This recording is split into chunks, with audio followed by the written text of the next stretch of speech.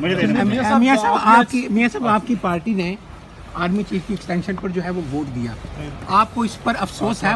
मुस्लिम league नून को इस पर अफसोस है कि आपने आर्मी चीफ की एक्सटेंशन पर वोट दिया? देखें, ये जो इस वक्त एहतसाब का जो इमरान खान का नारा जो उन्होंने लगाया है, उसकी असल हकीकत अब सामने आ गई है। अब मेरा ख्याल पूरा मुल्क और पूरा कौम इस बात की गवाही दे रही है कि ये एहतसाब का नारा झूठा और बुग़्ज़ और इंतकाम से भरा हुआ है। ये कोई एहतसाब नहीं है। कल जो अभी मेमन साहब की, बशीर मेमन साहब की जो गुफ्तगू आपने सुनी है, जो मंजर पे आ गई है वो, और फिर जो जस्टिस सिद्दीकी साहब ने जो कहा है, शौकत सिद्दीकी साहब ने, मेरा ख्याल अब किस सबूत का बाकी आना जो है वो उसकी कसर रह गई। आपके सामने सारा कुछ है। अब मेरा ख्याल वक्त इस बात का है कि कोई अदालत इसका सुओ मोटो नोटिस ले और इस नैब की मकरूह शक्ल में जो इस वक्त बुग़्ज़ और इंतकाम है उसका कला कमा करे, उसको ख़त्म करे। क्योंकि मेरा ख्याल है कि ये अब मज़ीद इसकी इजाज़त देना इमरान ख़ान को कि ये अपने बुग़्ज़ को और अपने इंतकाम को मज़ीद आगे चलाए, मैं ही समझता हूँ कि बहुत जो है गलत होगा। मियां साहब, पीपल्स पार्टी जो है वो बशीर मेमन साहब ने जो एलिगेशंस लगाए हैं कि उनकी जो प्राइम मिनिस्टर के साथ जो एलिजेडली मीटिंग हुई जिसमें उनको बाज़ ऑर्डर्स दिए गए, तो इसके बाद आप क्या नेक्स्ट आपके सवाल से कोई स्ट्रेटजी है? आप कोई कोर्ट में जाना चाहते हैं या उसके बाद कोई कसर बाकी रह जाती है जी?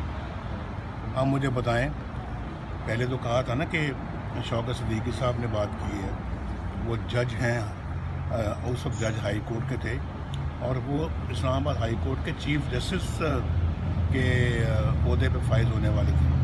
उन्होंने कहा अब एक हाईएस्ट जो ग्रेड है उसका एक ओहदेदार है बशीर मेमन साहब, अब वो ये बात कह रहे हैं। और फिर जज अरशद मलिक के भी आपने सुन लिया, उसके बाद बशीर मलिक के कोर्ट से कर्नल साहब का बरामद होना वो भी देख लिया।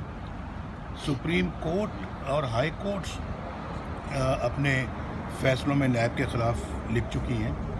अब मुझे बताएं कि अब किस चीज़ का इंतज़ार है? अब बाकी क्या आना रह गया है जिसके बाद अब मेरा ख्याल अब तो इस नैब के कानून को तो अदालतों को चाहिए कि वो उसको वैसे ख़त्म कर दें। मियां साहब, पीपल्स पार्टी जो है वो इस्तीफे देने के लिए तैयार नहीं, सिंध हुकूमत बचाने के लिए, तो एहतजाजी तहरीक किस तरह से चलेगी? उसने कहा है अभी आज भी एक सहाफ़ी ने पाकिस्तान के जज अरशद मलिक के हवाले से, जज अरशद मलिक का जब सामने आता है एक वीडियो स्कैंडल, उसमें वो इतराफ़ जुर्म कर रहे हैं एक दफ़ा का, और वो जिस तरह वो एफिडेविट में लिखा हुआ है वो यकीनन एक इतराफ़ जुर्म था, उसमें कुछ नहीं होता। फिर ये बशीर मेमन साहब की चीज़ सामने आती है, इस पे भी जो अरशद मलिक के साथ हुआ वही हालात नज़र आ रहे हैं।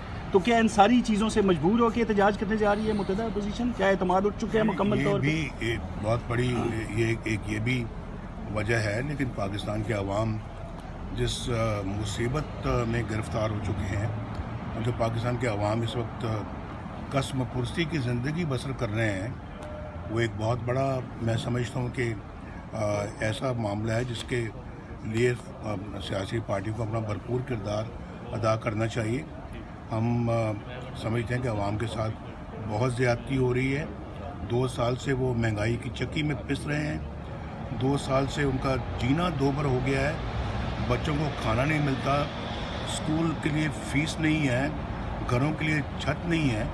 और फिर ये झूठे, इतने बड़े बड़े झूठे वादे कि हम 1 करोड़ नौकरियां देंगे, उल्टा 1.5 करोड़ को नौकरियों से फारिग करवा दिया है।